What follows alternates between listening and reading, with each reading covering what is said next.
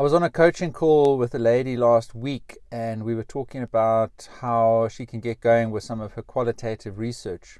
So let's talk about that for a couple of minutes. And if you're doing qualitative research, if you're interviewing people to gather data, but you have to do a little bit of secondary research or literature review up front, this was her situation, and it might be useful for you as well.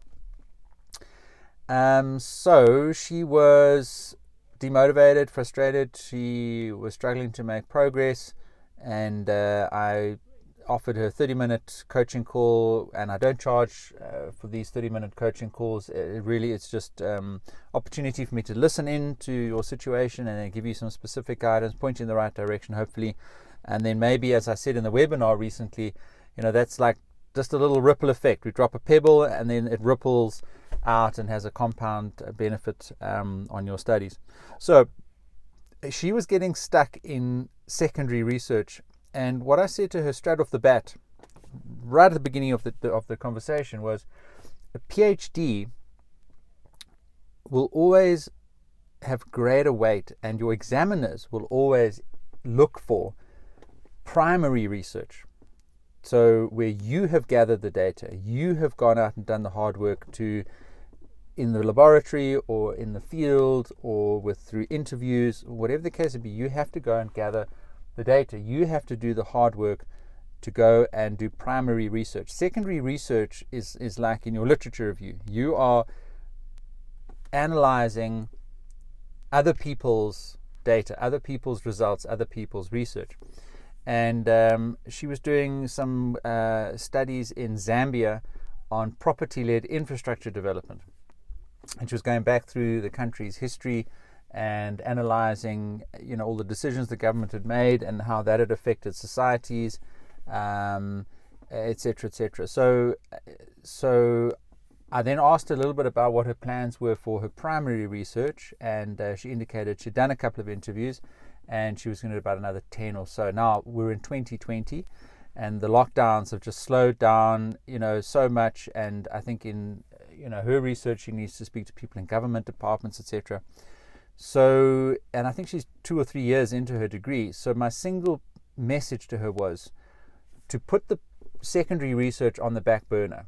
She can carry on with that in parallel, but she needs to move 80% of her efforts into primary research. She needs to schedule these interviews. She needs to get commitments from people so that she can ask her questions and get analyzing of that primary data, because that is and should be the biggest focus in a PhD degree, is to do primary research.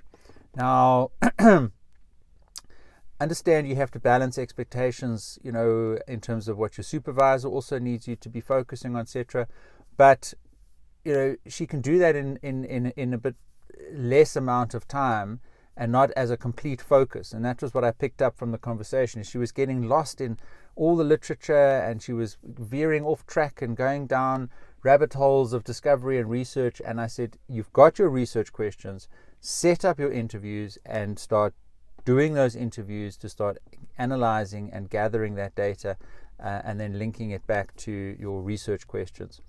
And she hopefully took that advice on board, and we'll get those interviews set up, because that's going to be on the critical path. So there's no way that she's going to finish her or make progress in her degree until she's gone through that. And the longer she delays making that the focus, the longer she delays setting up those interviews and going through that process, it's just going to push her degree out further and further.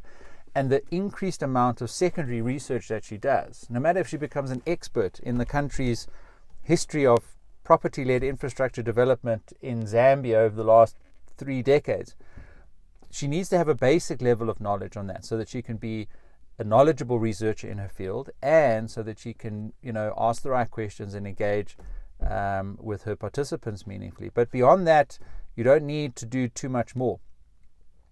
You're not going to get a PhD for doing too much secondary research. And you definitely will struggle to pass if you haven't done enough primary research. So my message to her, Precious, I don't know if you're watching this video, but good luck if you are, and to everybody, get into your primary research as soon as possible. If you're doing research on humans and it's interviews, set those interviews up as soon as possible. And remember, people will cancel.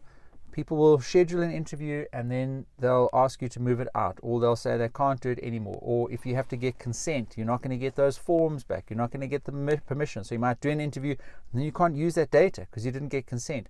So if you need to do 10 interviews, ask 20 people.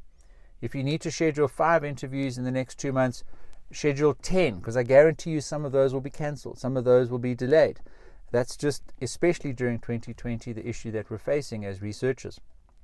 So get going with your primary research, especially if it's on humans. Schedule and engage more participants than what you think you need. And over time, it will naturally, eventually, hopefully land up on exactly the amount of data that you actually need for your research. So, key message, get going with your primary research.